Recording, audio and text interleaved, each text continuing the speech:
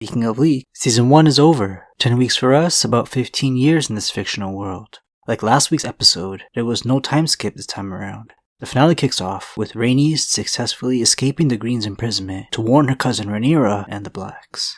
The Hightowers kept King Viserys' death a secret for as long as they could in order to prepare for a quick and sneaky coronation of Aegon II, against what his own wishes initially were. Before I talk about yet another traumatizing childbirth scene for viewers, I should bring up all the controversy going on with Episode 9's writer, Sarah Hess. Not everyone loved the dragon moment. I think this is the first taste of fan backlash they've had to face, with some people comparing it to the final season of Game of Thrones' level of writing.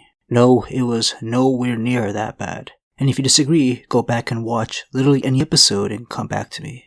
Episode 9 of House of the Dragon was good, but hurt by that hollow scene that seemed like it was made for suspense and shock value alone. I was hoping Rhaenys would pour her heart to Corlys when he would inevitably recover from his injury, but all we got was the exact same words that writer Sarah Hess gave the people harassing her online. To add some context to that scene, it was not Rhaenys' war to start. The bored people at home have taken things further and started questioning Sarah's qualifications, since she doesn't understand why people are falling in love with Daemon Targaryen. I agree with her. He's the most evil character on the show. You can say that title could go to Lyra Strong, but it's a close debate between these two psychopaths. The difference is, Daemon is fun to watch cause chaos, and Lyris is a creep. There's more layers to Daemon than say a Ramsay Bolton or Joffrey archetype. His actions aren't sadistic in nature. He reminds us of how awful he is in the finale when he chokes his own wife and queen shortly after her stillbirth. It's almost easy to forget his assault because of his attempt at starting a connection with the dragon Vermithor, stealing the show. Daemon hearing that his older brother never shared with him the family's passed down knowledge from Aegon the Conqueror messed with him. Rhaenyra began to laugh after finding out she had this over him. Viserys never viewed his little brother worthy of this world-changing information. He's not built for saving the day. I thought Rhaenyra was going to share the Song of Ice and Fire prophecy with her heir, Viserys, before he flew off to the north to meet with the Starks. But nope, maybe she's waiting to show him the cool dagger trick that her father showed her. But back to the big old dragon Vermithor, he's just right behind in size to Vhagar, since he's been around for 100 years now. This dragon actually has a lover of comparable size with him in Dragonstone, named Silverwing. But Daemon, butthurt about having no idea what the Song of Ice and Fire is, sings his own song in an attempt to woe Vermithor going into the Civil War. Vermithor and Silverwing belonged to the old king and his good queen many years ago, and neither have had a master since.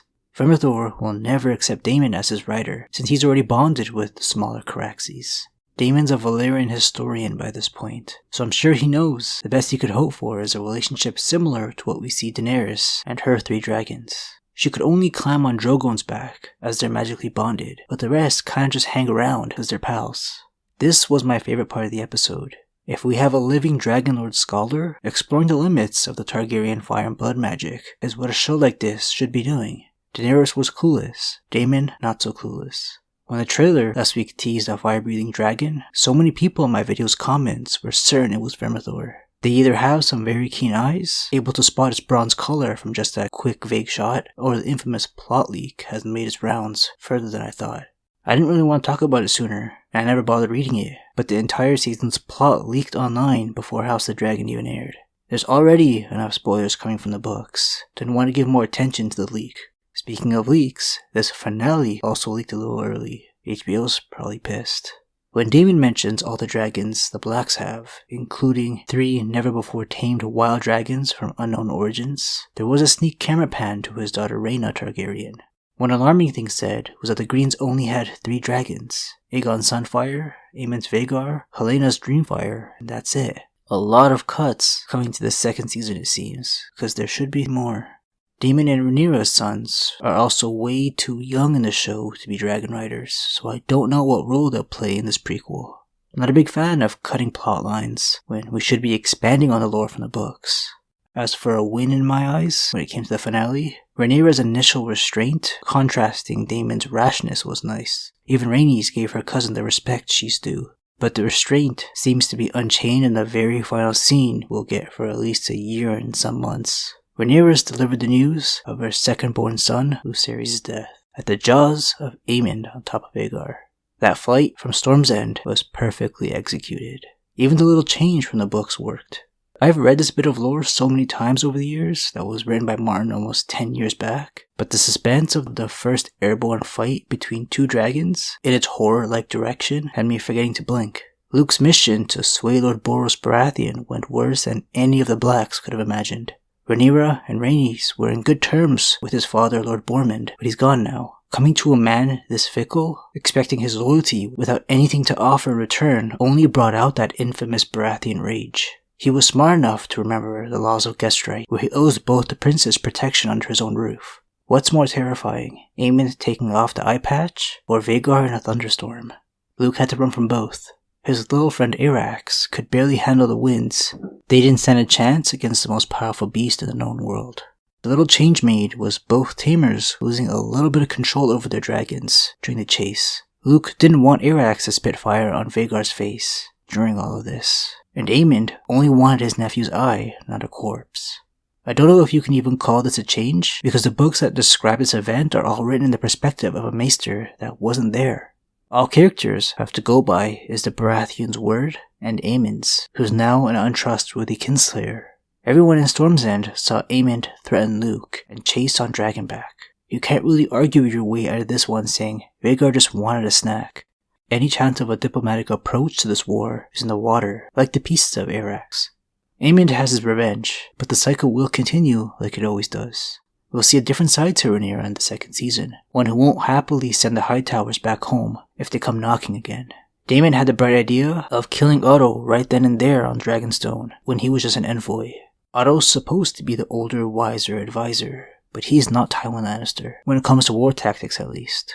The Greens have Otto, but the Blacks have the invaluable Sea Snake. I do hope Corlys has a bigger role to play next year.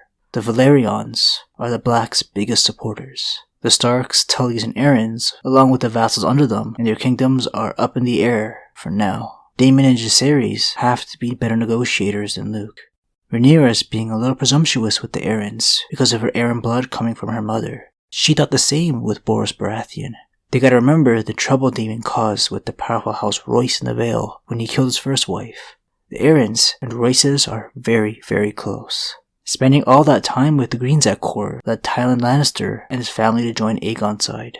Tywin's lord brother Jason has probably never recovered from that devastating rejection early into the series, before Rhaenyra was even matched up with Laenor. We have to wait and see if there's any story left to squeeze out of Laenor Velaryon, and what his return would entail. He does like a good fight, and must miss his partner Seasmoke, who we learn is still on Driftmark after all this time. It'll take him a while to get back here on boat, if someone happens to spread the news of a civil war in the Seven Kingdoms. Filming is not yet to start until later next year for Season 2. Then it has to go through post-production, which is heavy with shows with this much special effects. We won't get a premiere date for a very long time, but don't wait up. The aftertaste of that Rhaenys moment is still in my mouth, but this was a much better episode centered around the Blacks Council. I like how last week didn't deviate from the hectic process of usurping the throne, and this week's focus is solely on Rhaenyra's faction. A great end to a good first season. I do want to rewatch a couple of the early episodes and make some notes before I can make a review. I'm sure the Vermithor and Vhagar scenes will be brought up again as highlights for me. Should have that done in a couple days, so I'll see you guys then. Sundays just got a lot worse from here on out.